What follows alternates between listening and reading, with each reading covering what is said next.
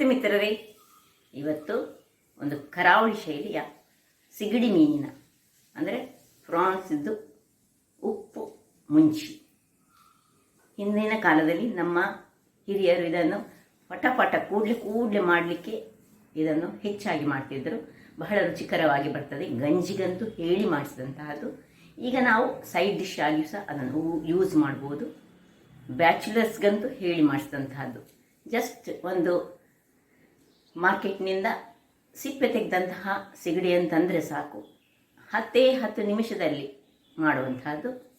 ಹಾಗಿರುವಾಗ ಯಾರೆಲ್ಲ ನನ್ನ ಚಾನಲನ್ನು ನೋಡ್ತಿದ್ದೀರಿ, ಯಾರೆಲ್ಲ ಇನ್ನೂ ಸಬ್ಸ್ಕ್ರೈಬ್ ಮಾಡಿಲ್ಲ, ದಯವಿಟ್ಟು ಸಬ್ಸ್ಕ್ರೈಬ್ ಮಾಡಿ ಸಪೋರ್ಟ್ ಮಾಡಿ ಅಂತ ಹೇಳುತ್ತಾ ಬನ್ನಿ ಈ ರುಚಿಕರವಾದ ಕರಾವಳಿ ಶೈಲಿಯ ಸಿಗಡಿ ಮೀನಿನ ಉಪ್ಪು ಮುಂಚಿಯನ್ನು ಹೇಗೆ ಮಾಡುವುದೆಂದು ನೋಡೋಣ. ಮಿತ್ರರೇ, ಇವತ್ತು ನೋಡಿ ಈ ಒಂದು 1/4 kg ಸಿಗಡಿ ಸಿಕ್ಕಿದೆ. ಇದರಿಂದಾಗಿ ಕರಾವಳಿಯ ಸ್ಪೆಷಲ್ ಸಿಗಡಿ ಉಪ್ಪು ಕರಿ ಮಾಡೋಣ. ಬಹಳ ಸುಲಭ, ಕ್ವಿಕ್ಕಾಗಿ ಮಾಡುವಂಥದ್ದು. ಯಾರು ಬ್ಯಾಚುಲರ್ಸ್ ಇದ್ದೀರಿ ಅಂಥವರಿಗೆ ಈಸಿಯಾಗಿ ಮಾರ್ಕೆಟಿನಿಂದ ತರುವುದು, ಕ್ಲೀನ್ ಮಾಡೋದು, ಇದನ್ನು ಮಾಡೋದು. ನೋಡಿ ಇಲ್ಲಿ 1/4 kg ಸಿಗಡಿ ಉಂಟು. ಒಂದು ದೊಡ್ಡ ಟೊಮ್ಯಾಟೊವನ್ನು ಹೆಚ್ಚಿಕೊಂಡಿದ್ದೇನೆ, ಸಣ್ಣದಾದ 2 ಹೆಚ್ಚಿಕೊಳ್ಳಿ. ಒಂದು ಶುಂಠಿ ಮತ್ತು ಬೆಳ್ಳುಳ್ಳಿಯನ್ನು ಅಲ್ಲಿಗೆ ರಫ್ಲಿ ಜಜ್ಜಿಟ್ಟುಕೊಂಡಿದ್ದೇನೆ, ಅಥವಾ ನಿಮ್ಮ ಹತ್ರ ಶುಂಠಿ ಬೆಳ್ಳುಳ್ಳಿ ಪೇಸ್ಟ್ ಇದ್ದರೆ ಅದನ್ನು ಹಾಕ್ಕೊಳ್ಬೋದು. ಇಲ್ಲಿ ನೋಡಿ ಒಂದು ನೀರುಳ್ಳಿಯನ್ನು ನಾನು ಸಣ್ಣದಾಗಿ ಹೆಚ್ಚಿಟ್ಟುಕೊಂಡಿದ್ದೇನೆ. ಸ್ವಲ್ಪ ಹುಳಿಯನ್ನು ನೀರಿನಲ್ಲಿ ಹಾಕಿಟ್ಟುಕೊಂಡಿದ್ದೇನೆ. ನಿಮ್ಮ ಹತ್ರ ಹುಳಿ ಬೇಡದಿದ್ದರೆ ನೀವು ಲಿಂಬೆ ಹುಳಿಯನ್ನು ಯೂಸ್ ಮಾಡ್ಕೊಳ್ಬೋದು. 3 ಕಾಯಿಮೆಣಸು, ಇದು ಸ್ವಲ್ಪ ಹೆಚ್ಚು ನಿಮಗೆ ಬೇಕಿದ್ದರೆ ಹೆಚ್ಚು ಯೂಸ್ ಮಾಡ್ಬೋದು. ನಾನು 3 ಮಾಡಿದ್ದೇನೆ. ಹಲ್ದಿ ಪೌಡರ್, ತೆಂಗಿನ ಎಣ್ಣೆ ಅಥವಾ ಘೀ, ಮತ್ತು ಸ್ವಲ್ಪ ಇಲ್ಲಿ ನಾನು ಒಂದು ಬೇ ಲೀಫ್ ಮತ್ತು ಒಂದು ಸಣ್ಣ ತುಂಡು ಚಕ್ಕೆ, 1-2 ಲವಂಗ. ಇದು ಬೇಡದಿದೆ ಸಹ ನೀವು ಇದರ ಬದಲು ಒಂದು ಅರ್ಧ ಚಮಚದಷ್ಟು ಗರಂ ಮಸಾಲೆ ಪೌಡರ್ ತೆಗೆದುಕೊಳ್ಬೋದು. ಹಾಗಾದರೆ ಹೇಗೆ ಮಾಡೋದೆಂದು ನೋಡೋಣ ಅಲ್ವೇ ಮಿತ್ರರೇ. ಈಗ ಮೊದಲಿಗೆ ಇದಕ್ಕೆ ಸ್ವಲ್ಪ ಉಪ್ಪು, ಸ್ವಲ್ಪ ಹಲ್ದಿ ಪುಡಿ, ಮತ್ತು ಸ್ವಲ್ಪ ಈ ಒಂದು ಹುಳಿಯ ನೀರು. ಇದರ ಬದಲು ಸ್ವಲ್ಪ ಲಿಂಬೆ ಹುಳಿ ಸಹ ನೀವು ಹಾಕ್ಕೊಳ್ಬೋದು, ಸ್ವಲ್ಪ ಸಾಕು. ಹಾಕ್ಕೊಂಡು ಇದನ್ನು ಹೀಗೆ ಸ್ವಲ್ಪ ಮ್ಯಾರಿನೇಟ್ ಮಾಡಿಕೊಂಡು ಇಡುವ. ಇದು ಒಂದು 5 ನಿಮಿಷ ಮ್ಯಾರಿನೇಟ್ ಆದರೆ ಸಾಕು, ಕೇವಲ 5 ನಿಮಿಷ. ವೀಕ್ಷಕರೇ, ಇಲ್ಲಿ ನೋಡಿ 5 ನಿಮಿಷದ ಬಳಿಕ ನಾನೊಂದು ಬಾಣಲೆಯನ್ನು ಇಟ್ಟುಕೊಂಡಿದ್ದೇನೆ. ಇದಕ್ಕೆ ಗ್ಯಾಸನ್ನು ಇಳಿಸ್ಕೊಳ್ತೇನೆ. ಇದಕ್ಕೆ ಒಂದು 3 ಚಮಚಗಳಷ್ಟು ತೆಂಗಿನ ಎಣ್ಣೆ ಅಥವಾ ತುಪ್ಪ ಯಾವುದು ಹಾಕೊಳ್ಳುವುದು. ಈಗ ಇಲ್ಲಿ ಪಲಾವ್ ಎಲೆ ಹಾಗೂ ಚಕ್ಕೆ ಹಾಗೂ 1 ಲವಂಗ. ಇದು ಇರದಿದ್ದರೆ ತೊಂದರೆ ಇಲ್ಲ, ಅದರ ಬದಲು ನಾವು ಇದನ್ನು ಗರಂ ಮಸಾಲೆ ಪೌಡರನ್ನು ನಾವು ಯೂಸ್ ಮಾಡ್ಕೊಳ್ಬೋದು. ಈಗ ಇದಾದ ಕೂಡಲೇ ನೀರುಳ್ಳಿಯನ್ನು ಹಾಕೊಳ್ಳೋಣ.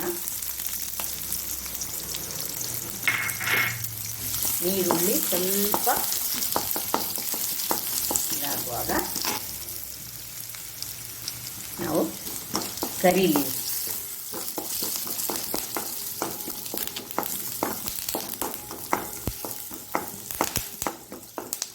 ಸ್ವಲ್ಪ ಬಾಡುವಾಗ, ನೀರುಳ್ಳಿ ಸ್ವಲ್ಪ ಬಾಡಿದರೆ ಸಾಕು. ಈಗ ಈ ಗುದ್ದಿಟ್ಟುಕೊಂಡಂತಹ ಜಿಂಜರ್ ಮತ್ತು ಗಾರ್ಲಿಕ್, ನಿಮ್ಮ ಹತ್ರ ಪೇಸ್ಟ್ ಇದ್ದರೆ ಪೇಸ್ಟನ್ನು ಹಾಕ್ಕೊಳ್ಳಿ. ಈ ಹೊತ್ತಿನಲ್ಲಿ ಸ್ವಲ್ಪ ಜಿಂಜರ್ ಗಾರ್ಲಿಕ್ 1 ಚಮಚದಷ್ಟು ಹಾಕ್ಕೊಂಡ್ರೆ ಬಹಳ ಉತ್ತಮ. ಒಳ್ಳೆ ಫ್ರೈ ಆಗಲಿ. ಇಷ್ಟು ಫ್ರೈ ಆಗುವಾಗ ನಾವು ಟೊಮ್ಯಾಟೊವನ್ನು ಹಾಕೊಳ್ಳೋಣ. ಸಣ್ಣದಾಗಿ ಹೆಚ್ಚಿಟ್ಟಂಥ ಟೊಮ್ಯಾಟೊ, ಇನ್ನೂ ಸಣ್ಣದು ಮಾಡಿದರೆ ಸಹ ಉತ್ತಮ. ಬಹಳ ಕ್ವಿಕ್ಕಾಗಿ ಮಾಡುವಾಗ ಕೂಡಲೇ ಆಚೆಯಿಂದ ಅನ್ನ ಇಡೋದು, ಈಚೆಯಿಂದ ಈ ಉಕ್ಕರಿಯನ್ನು ಮಾಡ್ಕೊಳ್ಬೋದು. ಅಂದರೆ ಸುಲಭ ರೀತಿಯಲ್ಲಿ. ಇದಕ್ಕೆ ಏನು ಮಸಾಲ ಪದಾರ್ಥ ರುಬ್ಬಲಿಕ್ಕಿಲ್ಲ, ಏನು ಮಾಡಲಿಕ್ಕಿಲ್ಲ. ಇಲ್ಲಿ ಸ್ವಲ್ಪ ಈಗ ಉಪ್ಪನ್ನು ಹಾಕೊಳ್ಳೋಣ. ಉಪ್ಪನ್ನು ಹಾಕ್ಕೊಂಡು ಈ ಮೆಣಸು, ಕಟ್ ಮಾಡಿದಂತಹ ಮೆಣಸನ್ನು ಹಾಕೊಳ್ಳೋಣ. ನಾನು ಆಗ ಇಂಗ್ರೀಡಿಯೆಂಟ್ಸ್ ತೋರಿಸುವಾಗ ನಿಮಗೆ ನಾನೇ ಗುದ್ದಿಟ್ಟುಕೊಂಡಂತಹ ಪೆಪ್ಪರನ್ನು ತೋರಿಸಲಿಕ್ಕೆ ಮರೆತು ಹೋಯಿತು. ಪೆಪ್ಪರ್ 1 ಚಮಚದಷ್ಟು ಪೆಪ್ಪರ್ ಬೇಕು ನಮಗೆ.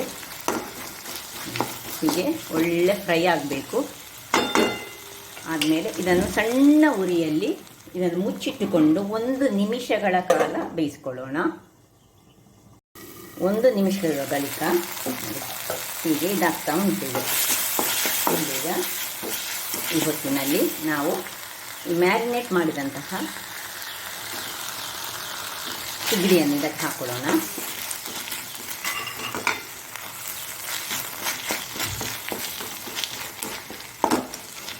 ಈಗ ಸ್ವಲ್ಪ ಉರಿಯನ್ನು ದೊಡ್ಡದು ಮಾಡಿಕೊಳ್ಳಿ.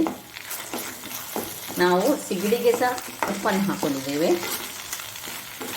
ಮತ್ತು ಟೊಮ್ಯಾಟೋಕ್ಕೆ ಸಹ ಉಪ್ಪನ್ನು ಹಾಕ್ಕೊಂಡಿದ್ದೇವೆ. ಅದನ್ನು ಉಪ್ಪು ಹಾಕುವಾಗ ಸ್ವಲ್ಪ ಜಾಗ್ರತೆ ಮಾಡಿಕೊಳ್ಬೇಕು.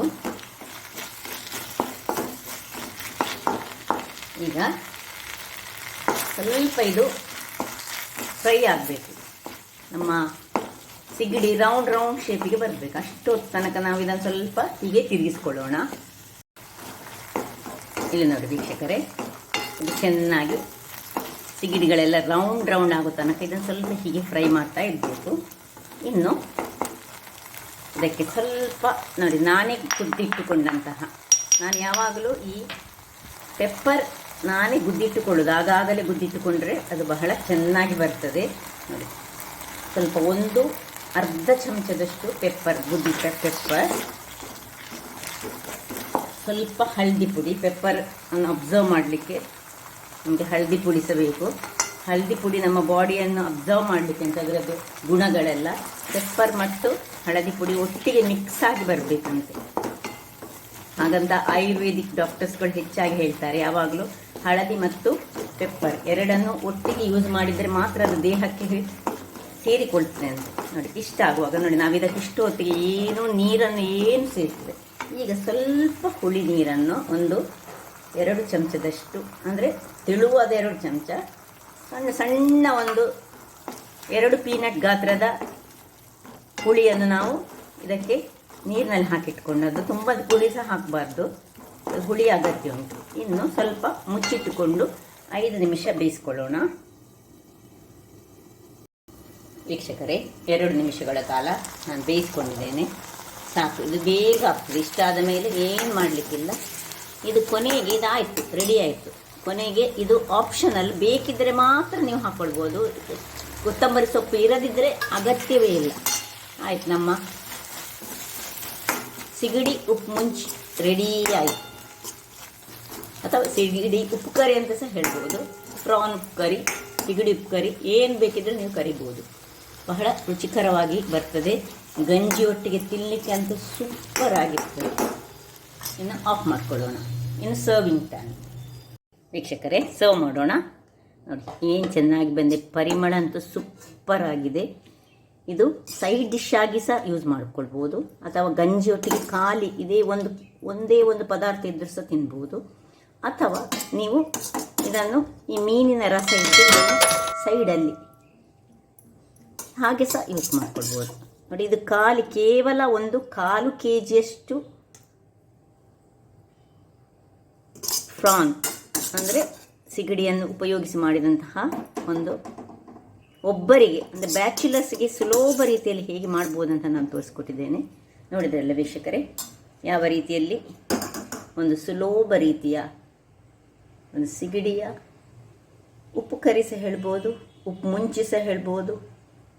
ನಾವು ಕರೆದ ಹಾಗೆ ಹೆಚ್ಚಾಗಿ ನಾವು ಕರಾವಳಿಗರು ಈ ಪದಾರ್ಥವನ್ನು ಮಾಡ್ತೇವೆ. ಅಂದರೆ ಇದು ಹೆಚ್ಚಾಗಿ ಸೈಡ್ ಡಿಶ್ ಆಗಿ ಮಾಡ್ತೇವೆ, ಅಥವಾ ಗಂಜಿ ಇದ್ದರೆ ಇದನ್ನು ಮಾಡ್ತೇವೆ. ಹಾಗಾದರೆ ನನ್ನ ಈ ಕುಕಿಂಗ್ ಚಾನಲ್ ನಿಮಗೆ ಇಷ್ಟ ಆದರೆ ಬೋಳೂರು ಸುವರ್ಣಚಂದ್ರನನ್ನು ಲೈಕ್ ಮಾಡಿ, ಶೇರ್ ಮಾಡಿ ಹಾಗೂ ಸಬ್ಸ್ಕ್ರೈಬ್ ಮಾಡಿ, ಹಾಗೂ ನನ್ನ ಇನ್ಸ್ಟಾಗ್ರಾಮ್ ಪೇಜನ್ನು ಫಾಲೋ ಮಾಡಿ. ಧನ್ಯವಾದಗಳು.